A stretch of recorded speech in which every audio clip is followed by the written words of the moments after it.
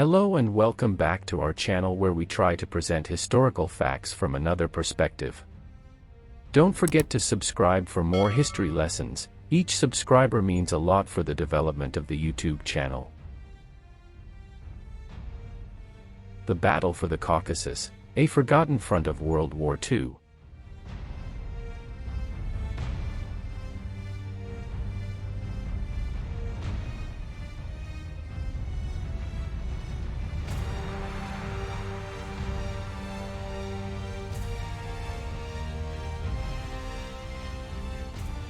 Introduction.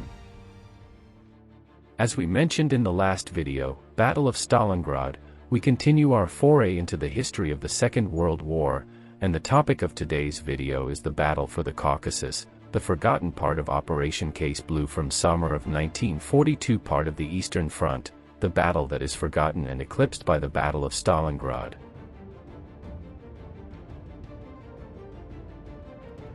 If you want to hear more about the Battle of Stalingrad, check your dedicated videos about one of the bloodiest battles of the Second World War.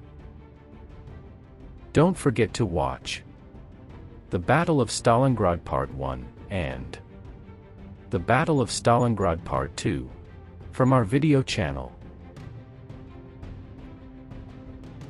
The conquest of the Caucasus was at the beginning of Operation Blue the main objective because the Germans were desperate for fuel shortages, and the conquest of the Caucasus oil fields could be a major blow to the German Reichswehr effort.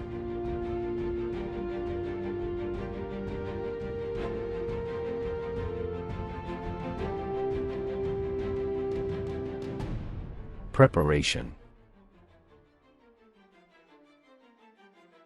The German summer offensive was made by Army Group South, which was split into two. Army Group A with the main objective of advancing into the Caucasus and capturing the oil fields, and it was led by Field Marshal Wilhelm List. Army Group B was led at the beginning by General Feldmarschall Maximilian von of Wakes, and it had as its main objectives the conquest of Stalingrad and at the same time protecting the flank of Army Group A, which should take over the oil fields from Baku in the Caucasus. The forces involved in the Battle of the Caucasus were vast and complex. On one side, the Axis powers consisted of primarily German, Romanian, and Italian troops. The Germans had a total of 4 armies involved in the campaign, which consisted of the 1st Panzer Army, the 17th Army, the 3rd Panzer Army, and the 4th Panzer Army. The Romanian Army, which was an ally of Germany, also had several divisions involved in the fighting. The Italians contributed a small number of troops to the campaign, but they played a minor role in the overall battle. On the other side of the conflict, the Soviet Union deployed the North Caucasus Front and the Transcaucasian Front. These two fronts consisted of a vast array of troops, including soldiers from the Soviet Union, Armenia, Azerbaijan, and Georgia. The Soviet Union had an advantage in terms of numbers, but they were severely outmatched when it came to equipment and firepower. The German army was led by General Ewald von Kleist, while the Soviet Union was led by Marshal Semyon Budyonny. Both sides had massive forces at their disposal, with the Germans deploying over 700,000 troops and the Soviets deploying over 1 million troops. Red Army forces were composed by North Caucasian Front, Marshal Semyon Budyonny, until September 1942. Transcaucasian Front, General of the Army Ivan Tyelnev. Black Sea Fleet, Vice Admiral Philip Oktyabrski. Azov Sea Flotilla, Rear Admiral Sergei Gorshkov. Wehrmacht forces that involved the Army Group A were led by General Field Marshal Wilhelm List and consisted of 1st Panzer Army General Paul von Kleist, 17th Army Colonel General Richard Ruoff, 3rd Romanian Army General Petre Dumitrescu. Operation Edelweiss. Operation Edelweiss, named after the mountain flower, was a German plan to gain control over the Caucasus and capture the oil fields of Baku during the Soviet-German War. The operation was authorized by Hitler on July 23, 1942. The main forces included Army Group A commanded by Wilhelm List, 1st Panzer Army, Ewald von Kleist, 4th Panzer Army, Colonel General Hermann Hoth, 17th Army, Colonel General Richard Ruoff, part of the Luftflotte 4, General Feldmarschall Wolfram Freiherr von Richthofen, and the 3rd Romanian Army, General Petre Dumitrescu.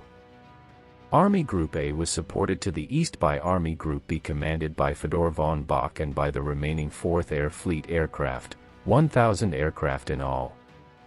The land forces, accompanied by 15,000 oil industry workers, included 167,000 troopers, 4,540 guns, and 1,130 tanks.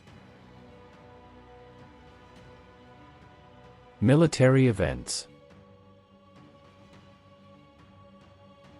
After neutralizing the Soviet counterattack in the Izium-Barvinkovsk direction, the German Army Group A rapidly attacked the Caucasus.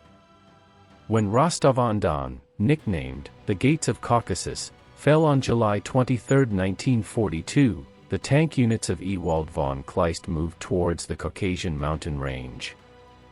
The Edelweiss division commander, Hubert Lanz, decided to advance through the gorges of rivers of the Kuban River basin and by crossing the Maruksky Pass, Mali-Zelenchuk River, Taberta, Uchkulin reached the Klukarsky Pass, and simultaneously through the Kotyutau Pass blocked the upper reaches of the Baksan River and the Dongazorin and Becho passes. Concurrently with the outflanking maneuvers, the Caucasian mountain range was supposed to be crossed through such passes as Sanchero, Klukarsky, and Maruksky to reach Kutaisi, Zugdidi, Sukhumi, and the Soviet Georgian capital city of Tbilisi. The units of the 4th German Mountain Division, manned with Tyroleans, were active in this thrust. They succeeded in advancing 30 kilometers toward Sukhumi.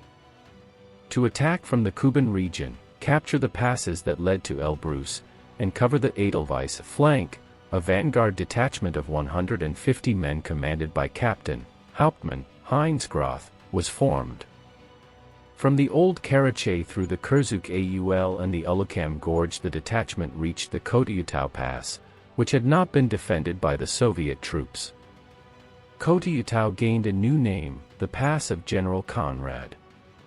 On August 9, after the Germans had continuously pushed back Soviet defenses, the Germans captured Maykop, Russia, the Germans' first major objective. The starting point of the operation on the Krasnodar-Pyatigorsk-Maykop line was reached on August 10, 1942. On August 16 the battalion commanded by von Hirschfeld made a feint and reached the Katar Gorge. On August 21 troops from the 1st Mountain Division planted the flag of Nazi Germany on the summit of Mount Elbrus, the highest peak in both the Caucasus and Europe. Further advances, however, proved to be more difficult for the Germans, and the momentum slowed. Black Sea port city Novorossiysk was not captured until September 6. Displeased, Hitler took personal command of Army Group A on September 10. Even the personal intervention by Hitler, however, did not resolve the logistical issues caused by the long supply lines, especially as Hitler was obsessed with the conquest of the city of Stalingrad. By November 4, all offensives in the region were suspended, and some of Army Group A's units were transferred out of the region to join the German 6th Army at Stalingrad. On November 29, the Soviets took on the offensive. Although this offensive was to be halted, it clearly hinted at the turning of the tide, if it was not already clear.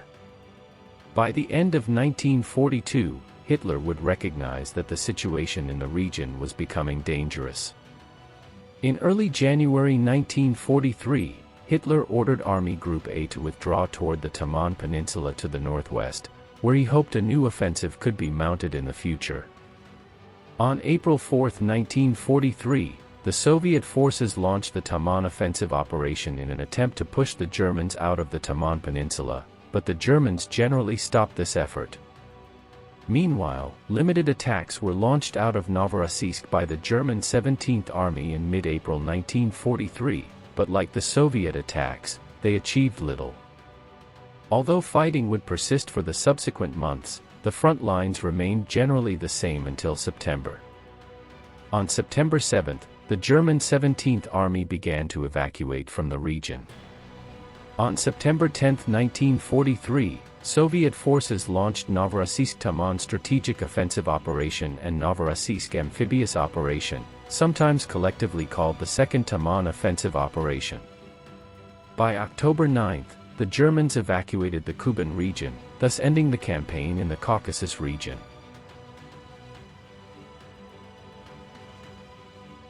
The conclusions. The Battle of the Caucasus was one of the deadliest campaigns of the Second World War. The fighting was brutal, with both sides suffering significant casualties. The Axis powers were unable to secure the oil fields in the region, which severely impacted their war effort. The Soviet Union was ultimately victorious, but the battle took a significant toll on their military and civilians. All in all, the Battle of the Caucasus was a critical campaign during the Second World War. The conflict saw the Axis powers and the Soviet Union engage in a protracted and brutal fight for control of the region. The forces involved were vast and complex, with both sides suffering significant losses. The leaders involved were critical in determining the outcome of the battle, with their decisions and strategies having a significant impact on the conflict. Despite the Axis powers' initial gains, the Soviet Union ultimately emerged victorious.